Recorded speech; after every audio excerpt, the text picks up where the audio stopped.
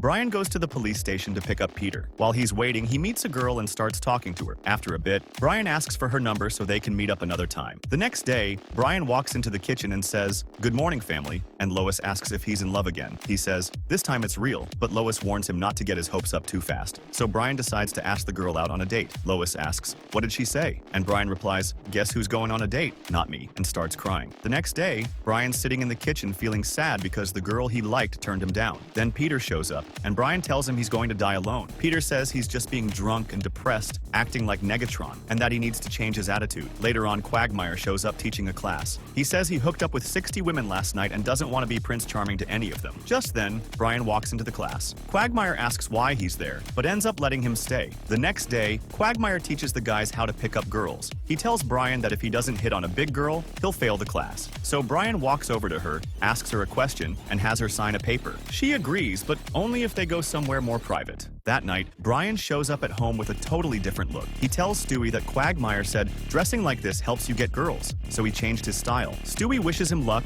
Later, Brian goes on a date with a girl, but he acts super rude. She gets fed up and leaves. Angry, Brian goes to Quagmire and tells him that all he teaches is garbage. Brian says he joined the class because he wanted to win back Denise, but Quagmire just ruined everything. Quagmire replies that the course is only for hooking up, not for love, and that women are complicated. But sometimes, the perfect woman shows up, like the perfect joke, and for him, that woman was Cheryl Tiegs. He tells Brian how he met her while practicing unicycle tricks. But after a while, Quagmire got jealous and broke up with her. He tells Brian not to make those same mistakes, and that Denise was lucky she never ended up with a fool like him. Just then, Shirley shows up at Quagmire's door and says she just wanted to say hi. Her new boyfriend knows Quagmire and told her where he lives. She says goodbye and walks back to the car, where her new boyfriend turns out to be Brian. They kiss in the car as they drive away. The next day, Quagmire shows up at Peter's house, furious with Brian for stealing his girl. Peter doesn't believe Brian is actually sleeping with Cheryl Tiegs. Later on, Brian goes out to dinner with his girlfriend. Suddenly, Glenn shows up,